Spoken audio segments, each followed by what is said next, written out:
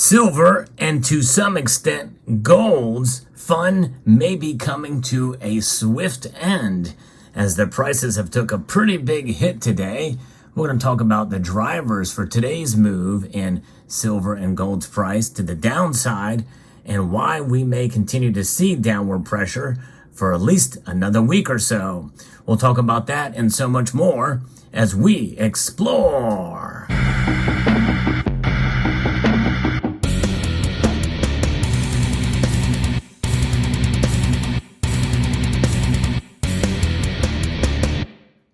So what's driving the price of gold and silver down? Well, it's mainly emotion.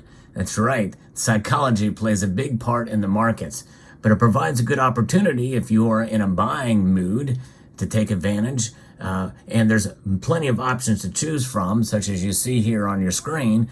But I want to direct your attention to a new series that is started by Pinehurst Coins. It is amazing. It is the Legendary Warrior series. And they had sent me a selection of these to show you for review. It's pretty amazing. They're inspired by a love of history, and the myths of the Legendary Warrior series showcases historical and legendary figures who inspire and also terrify with their strength, cunning, and ambitions. The series currently includes Eric Bloodaxe, Julius Caesar, Achilles, Alexander the Great, Spartacus, William Wallace, among many others.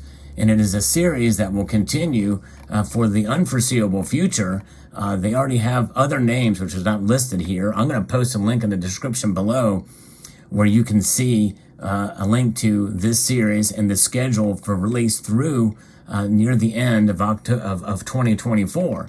But they are going to be continuing at least through 2025 and perhaps 2026 with different versions. But this is the latest round here. Now that's the Achilles is the third round in the series, and just a beautiful strike on this particular piece, very heavily detailed.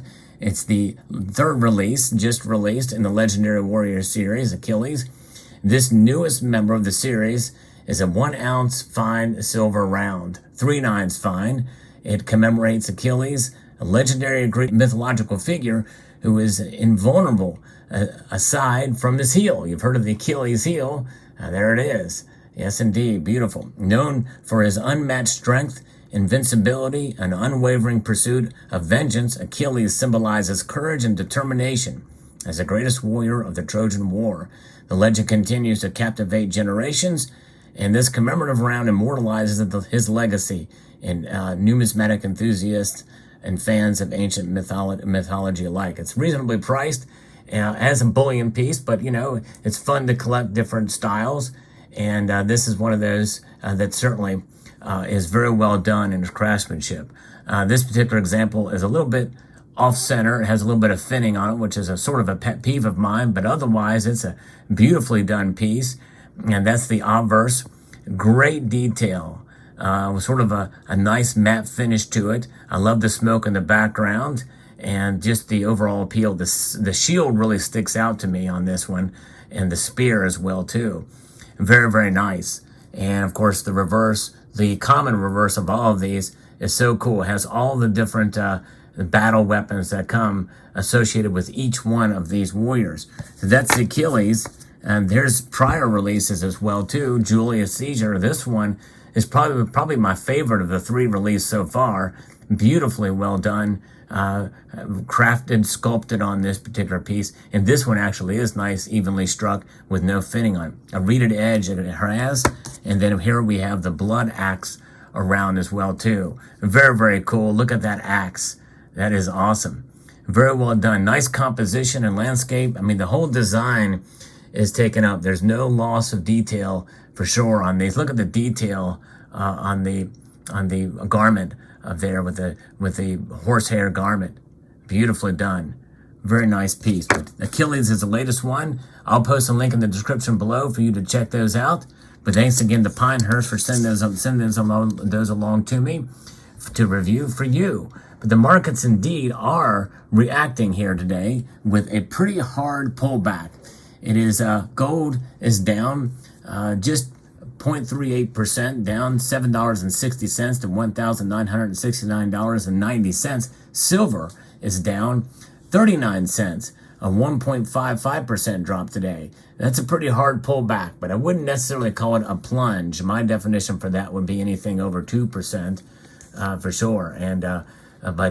Yeah, that's where the metals are today. And to see silver pull back so far, especially, is not unusual. Not unusual at all. $24.82. It was just over 25 yesterday. So this kind of activity that's occurring is happening for two reasons, really. And there's not much about it, but the bond yields, it's essentially the bond yields are one of the biggest drivers here. Rising treasury yields has put additional pressure on gold and silver markets. But we also have the dollar index. The dollar index now is up well above 100 now. It's 100.85 as I record this video. And so that is putting some pressure there. But why is this occurring? Well, markets are anticipating something that we've known for quite a while that's going on. I think they're coming down to reality.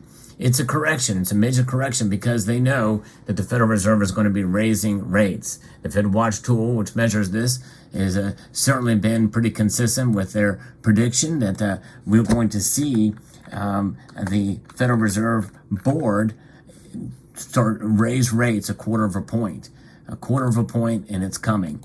And in fact, that number, as I pull this website up, is now at a 99.8% chance that they're going to raise rates. Wow. You can't be any more sure than that, right? And so that reality is setting in. It's pretty much a foregone conclusion that it's going to happen, at least this time. And that's going to put pressure on gold and silver, I believe. So that's what's moving the price down. Now, as we digest this through the next week, because that meeting is going to be happening on the 25th and 26th, and that's going to be next week, and we start to really see the reality of this, that's going to put some pressure on it. How far down will gold and silver go through this? I don't think a whole much further down than where we're at right now. In fact, I would dare say that I would be surprised if we saw silver dip below $24 an ounce. If it does, it probably will be for a short amount of time, because then they're going to be anticipating the next meeting where it's predicted that they will indeed pause. They will pause at the next meeting, and likely through the end of the year. And I think it's politically expedient for them to do so because of who they support, and they want to give the chefs at the Cook the Books Club every opportunity to essentially tweak those numbers in their favor as we are coming along presidential election season. We are really in it right now, but nonetheless, the earliest that they can do so, the better. We are already seeing it play out in multiple different fronts, so we know that they are hard at work for sure, which is why I'm pretty much in the majority with everybody else that this is going to be it for this year with a rate hike. And that means that likely gold and silver will probably go up after this and through the end of the year, and which means that my prediction could come true of $28 an ounce silver. Will it happen? I don't know. There's a lot of different factors that are going to come into play.